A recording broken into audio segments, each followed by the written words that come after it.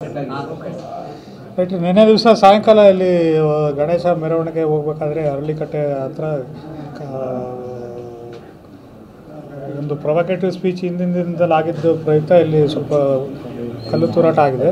ಕಲ್ಲು ತೂರಾಟದಲ್ಲಿ ಒಬ್ಬ ಇನ್ಸ್ಪೆಕ್ಟ್ರು ಮತ್ತು ಒಬ್ಬ ಸ್ಟಾಫ್ಗೆ ಇಂಜೂರಿ ಆಗಿದೆ. ಆಮೇಲೆ ಪೊಲೀಸರು ಮಧ್ಯಪ್ರವೇಶ ಮಾಡಿ ಲಾಠಿ ಪ್ರಹಾರ ಮಾಡಿ ಎಲ್ಲರೂ ಚದುರಿಸಿರುತ್ತಾರೆ. ಈ ಪ್ರಕರಣ 4 FIRಗಳು ದಾಖಲಾಗಿದೆ. ಅದರಲ್ಲಿ 30 ಜನನ ಈಗಾಗಲೇ ಅರೆಸ್ಟ್ ಮಾಡಿ ಅದನ್ನು ಕೋರ್ಟ್ ಮುಂದೆ ಪ್ರೊಡ್ಯೂಸ್ ಮಾಡಿದ್ದಾರೆ. ಈ 4 ಪ್ರಕರಣದ ತನಿಖೆಗಳನ್ನು ನಾವಿನ್ನು ತೀವ್ರಗತಿಯಲ್ಲಿ ಮಾಡಬೇಕು ಅಂತ ಹೇಳಿದ್ವಿ. ಮತ್ತು ಈಗ ದಾವಣಗೆರೆ ನಗರದಲ್ಲಿ ಪರಿಸ್ಥಿತಿ ನಿಯಂತ್ರಣದಲ್ಲಿದೆ. ಮತ್ತು ಇದೇ ರೀತಿ ಬಂದೋಬಸ್ತನ್ನು ಇನ್ನೊಂದು ಸ್ವಲ್ಪ ದಿವಸ ಕಂಟಿನ್ಯೂ ಮಾಡಿ ನಂತರ ಈ 4 ಜನ FIRಲ್ಲಿ ಯಾರ್ಯಾರಿದ್ದಾರೆ ಆರೋಪಿಗಳು ಅವರೆಲ್ಲ ಪತ್ತೆ ಮಾಡೋ ಕೆಲಸ CCTV ಮೊಬೈಲ್ ಫುಟೇಜ್ಗಳು ಕೆಲವೆಲ್ಲ ಸಿಕ್ಕಿದ್ದಾವೆ. ಪತ್ತೆ ಮಾಡಿ ಅವ್ರಿಗೆ ಅರೆಸ್ಟ್ ಮಾಡಿ ಪ್ರಕ್ರಿಯೆ ಕಂಪ್ಲೀಟ್ ಮಾಡ್ತೀವಿ. ಇನ್ನು ತಮ್ಮದು ಏನಾದರೂ ಪ್ರಶ್ನೆಗಳಿದ್ರೆ ಕೆಲವೊಂದು ಕಡೆ ಬಿಯರ್ ಬಾಟಲ್ಗಳೆಲ್ಲ ಸಂಗ್ರಹ ಮಾಡಿದ್ರು, ಪೆಟ್ರೋಲಿಯಂ ಬಾಂಬ್ ಅದ್ರದ್ದೇನು ಕಂಡು ಬಂದಿಲ್ಲ ನಮಗೆ. ಈಗ ಎಲ್ಲೂ ಕೂಡ ಆರ್ಸನ್ ಆಗಿ ಬೆಂಕಿ ಎತ್ತಿದಾಗಲಿ ಎಲ್ಲೂ ಕಂಡು ಬಂದಿಲ್ಲ ನಿನ್ನೆ. ಈಗ ಯಾರು ಬಿಯರ್ ಬಾಟಲ್ ಇಟ್ಟಿದ್ರು ಅದೆಲ್ಲ CCTV ಫುಟೇಜ್ ಏನಿದೆ ಸಿಕ್ಕಿದೆ ನಮಗೆ. ಕೆಲವ್ರ ಹತ್ರ ಮೊಬೈಲ್ ಫುಟೇಜ್ಗಳು ಇದ್ದಾವೆ. ಅದನ್ನು ನೋಡಿ ಅವ್ರಿಗೆ ಐಡೆಂಟಿಫೈ ಮಾಡಿ ಮುಂದಿನ ಕ್ರಮ ತೊಗೊಳ್ತೀವಿ. ಇದುವರೆಗೆ ಅಂಥ ಮಾಹಿತಿ ಇಲ್ಲ ರೀ.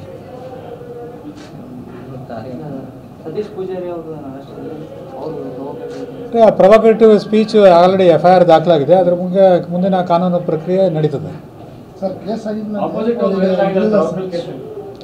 ಅದೇ ರೀ, ಅವರು ಈಗ ಕೆಲವರು ವಕೀಲರು ಬಂದು ಈಗ ಅದನ್ನೇ ಕಂಪ್ಲೇಂಟ್ ಮಾಡಿದ್ರು ನನ್ನ ಹತ್ರ ಕೂಡ. ಅದು FIR ದಾಖಲಾಗಿದೆ. ಅದು ನಮ್ಮವ್ರ ಜೊತೆ ಮಾತಾಡಿ ಅದು ಏನು ಪ್ರಕ್ರಿಯೆ ಮಾಡಿದ್ದಾರೆ, ಅದು ಸರಿಯಾಗಿ ಮಾಡಿದ್ದಾರೆ ಇಲ್ವೋ ಅದನ್ನು ನಾನು ವಿಚಾರಣೆ ಮಾಡಿ ಮುಂದಿನ ಕ್ರಮ ತೊಗೊಳ್ತೀನಿ. ನಾನು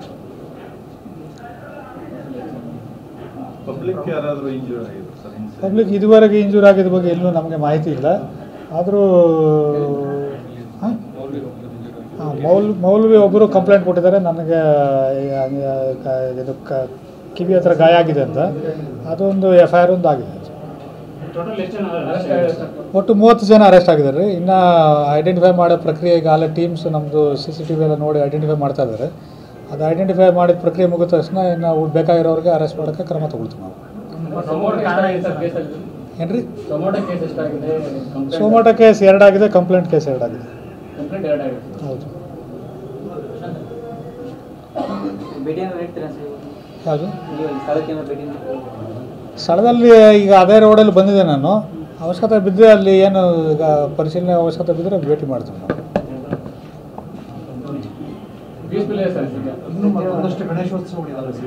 ಅದೇ ರೀ, ಅದನ್ನೇ ಈಗ ನಮ್ಮ ಅಧಿಕಾರಿಗಳ ಜೊತೆ ಸಭೆ ಮಾಡಿ ಅದನ್ನೇ ಕೂಡ ಚರ್ಚೆ ಮಾಡಿದ್ವಿ. ಈಗ ಆಲ್ರೆಡಿ ಪ್ರತಿಷ್ಠಾಪನೆಗೊಂಡ ಗಣೇಶಗಳು ಈಗಾಗಲೇ ವಿಸರ್ಜನೆ ಮಾಡಬೇಕು. ಲಾಸ್ಟ್ ವಿಸರ್ಜನೆ ಅಕ್ಟೋಬರ್ 5ನೇ ತಾರೀಕು ಅಂತ ಹೇಳ್ತಾ ಇದ್ದಾರೆ. ಅದು ಅಕ್ಟೋಬರ್ 5ಕ್ಕೆ ಎಲ್ಲ ಸೂಕ್ತ ಬಂದೋಬಸ್ತ್ ಮಾಡಿ ಎಲ್ಲವನ್ನು ಗೌರವಯುತವಾಗಿ ವಿಸರ್ಜನೆ ಮಾಡಲಿಕ್ಕೆ ಅವಕಾಶ ಮಾಡಿಕೊಡ್ತೀವಿ ನಾವು. ಈಗ ಒಂದೊಂದು FIRಗೆ ಒಂದೊಂದು ತಂಡ ಇದೆ. ರೈಟ್. Anything else? ಅಲ್ಲ, ಈಗ everything depends on how situation develops. General ಆಗಿ ಈಗ ಆ್ಯಸ್ ಆನ್ ಡೇಟ್ ಪರಿಸ್ಥಿತಿ ಕಾಮಾಗಿದೆ. ಬಟ್ ಈ ಪ್ರೊವೊಕೇಟಿವ್ ಸ್ಪೀಚು ಮತ್ತು ಈ ಕಲ್ಲು ತೂರಾಟದಿಂದ ಜನಗಳ ಮನಸ್ಸು ಸರಿ ಇಲ್ಲ ಅಂತ ನನ್ನ ಅಭಿಪ್ರಾಯ. ನಮ್ಮದು ಅದು ಯಾವ ಜನಗಳದ್ದು ಮನಸ್ಸುಗಳನ್ನು ಯಾವ ರೀತಿ ಸರಿ ಮಾಡಬೇಕು, ಪೀಸ್ ಕಮಿಟಿ ಮಾಡಬೇಕಾ, ಮುಂದೆ ಏನು ಮಾಡಬೇಕು, ಅದು ಒಂದು ಸರಿ ಇದೆಲ್ಲ ತಣ್ಣಗಾದ ತಕ್ಷಣ ನಾವು ತೀರ್ಮಾನ ಮಾಡ್ತೀವಿ. ಪ್ರೊವೊಕೇಟಿವ್ ಸ್ಪೀಚ್ ಆದಮೇಲೆ 500-600 ಜನ ಒಟ್ಟಿಗೆ ಸೇರಿ ಮಾತಾಡಿದ್ರು ಈ ಏರಿಯಾದಲ್ಲಿ ಅಂತ ಮಾಹಿತಿ ಇದೆ.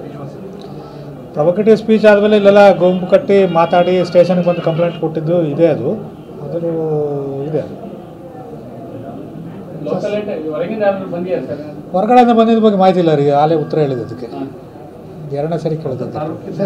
ಸತೀಶ್ ಪೂಜಾರಿ ಇತ್ಲಾಗ ಬಂದಿಲ್ಲ ಅಂದರೆ ಇಷ್ಟು ಘಟನೆ ಆಗ್ತಿಲ್ಲ ರೀ. ಈಗ ಘಟನೆಗೆ ಏನು ಕಾರಣ ಆಯಿತು ಅದನ್ನು ಇನ್ವೆಸ್ಟಿಗೇಷನ್ ಮಾಡೋಕ್ಕಂತಲೇ ನಾನು ಬೆಂಗಳೂರಿಂದ ಬಂದು ಇಲ್ಲಿ ಹೇಳಿದ್ರು. ಬಂದು ಇಲ್ಲಿ ಕೂತ್ಕೊಂಡು ಫೋನಲ್ಲಿ ಕೇಳಿದ್ರೆ ಅರ್ಥ ಆಗೋದಿಲ್ಲ. ಇಲ್ಲಿ ಸ್ಥಳೀಯವಾಗಿ ಬಂದು ಸ್ಥಳೀಯರಿಗೆ 4-5 ಜನ ಮಾತಾಡಿ ಲೋಕಲ್ ಪತ್ರಿಕೆಯವ್ರಿಗೆ ಮಾತಾಡಿ ಹೋದ್ರೇ ಅರ್ಥ ಆಗುತ್ತೆ ಅಂತ ನಾನು ಬಂದಿರೋದು.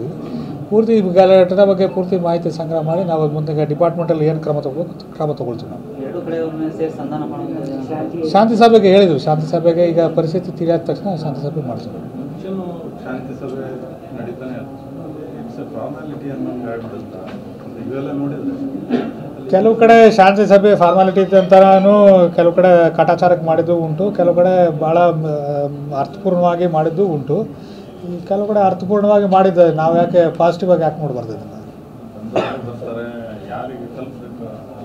ಅಲ್ಲಪ್ಪ, ಶಾಂತಿ ಸಭೆಗಳು ನೀವು ಹೇಳಿದ ರೀತಿಯೂ ಕಾಟಾಚಾರವಾಗಿ ಕೆಲವು ಕಡೆ ಮಾಡಿದ್ದಾರೆ, ಕೆಲವು ಸ್ಟೇಷನ್ಗಳಲ್ಲಿ ಕೆಲವು ಕಡೆ ಭಾಳ ಅರ್ಥಪೂರ್ಣವಾಗಿ ಮಾಡಿದ್ದಾರೆ. ಹುಬ್ಳಿನಲ್ಲಿ ಈಗ ತಾವು ಗಮನಿಸಿದಾಗೆ ಮಸೀದಿ ಮುಂದೆ ಗಣೇಶ ಮೆರವಣಿಗೆ ಬೇಕಾದ್ರೆ ಕವಲೆ ಹಾಕಿದ್ದಾರೆ.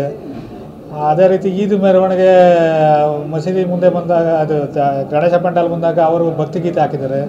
ಭಾಳ ಚೆನ್ನಾಗಿ ಹುಬ್ಳಿನಲ್ಲಿ ಸರಿ ಮಾಡಿದ್ದಾರೆ. ಅದೇ ರೀತಿ ಎಲ್ಲ ನಗರಗಳಲ್ಲೂ ಮಾಡಿದ್ರೆ ಯಾರಿಗೇನು ತೊಂದರೆನೇ ಇಲ್ಲ.